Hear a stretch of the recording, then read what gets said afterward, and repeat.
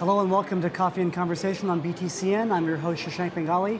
I'm here with Jasmine Ng. She's the CEO of Razer Fintech. Jasmine, thanks for joining us. Thank you for having me, Shashank. And what brings you to the Singapore Fintech Festival this year? Well, look at the crowd. 60,000 this year, right? It's fantastic. And it's a fantastic place to mix, to look at what other people are doing, and also look for collaborators, because at Razer Fintech, we believe in an ecosystem of collaboration where we bring the best of breed to our end users and by incorporating them onto our platform as well.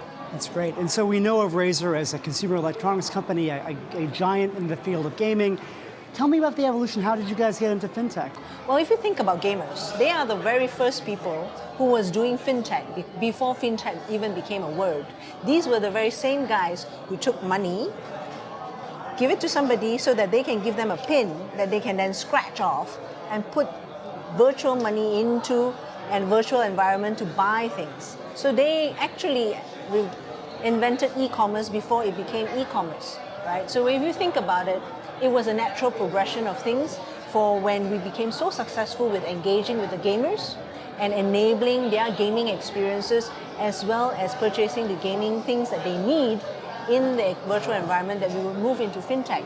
And now that fintech has grown to some level of maturity, there's a lot more traction, there's a lot more technology going behind it, and the cost of all this technology has, to a great extent, come down. It's perfect time. And now you're obviously serving an audience beyond just people using your consoles and your games. How did it go from Razer Pay to what you have now? Talk about the evolution there. Well, so as I was saying, gamers, they are the very first people who was prepared to put real money, turn them into virtual money so that they can do shopping online. And as a result of that, one of the things that we can do is we engage all this who are already our customers, enable them to have a seamless transaction, seamless payment experience, open this, because as users, we all have payment needs. Now, if your friends are already using this, there's an ecosystem of payment community, you would be using the same app. It's like you and I didn't start using WhatsApp as a first person to go and download. I used WhatsApp because somebody sent me a message, and for me to read the message, I had to get onto the platform. Same with Razer Pay, Razer Fintech, as well as our payment gateway services. It's all about the user experience, how easy and how big a community they can build around the services. So as I said earlier, we are very into collaboration. So today we have a MOU which we've turned into an agreement with Visa. We're going to be issuing virtual prepaid Visa cards, and what that allows us, our users, to do is to spend on any Visa acceptance points, be it online or offline. And that's about 55 million points globally. So that opens up more space for our people to use the services that we've provided. And you see yourselves getting into more partnerships with credit card companies, with other payment companies? Well, for the moment, we are happy with what Visa has done for us, so we're there, and we want to make sure that the products that we push out together is a success. And at the end of the day, the collaboration only makes sense if my customers find value in them, and that's the biggest part of my equation. In all the collaboration that I do, I am only thinking about the youth and millennials, what they want, what would make sense to them, and that's where we are moving. And if you think about the youth and millennials today, generally they don't even want to walk into a restaurant just to get food. They go to a restaurant more for a social environment. But if you just want to get food, it will be on the phone, they'll order it.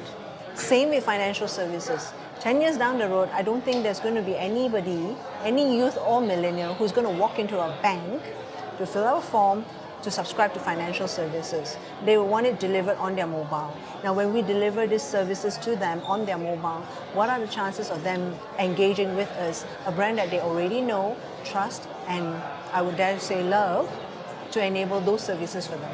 Right. Is the millennial market one that you think other fintech companies aren't really able to exploit and help out in the same way that Razer is, because of the relationship you already have with that base? Well, one of the biggest things is with the Razer brand, there is an emotive connection.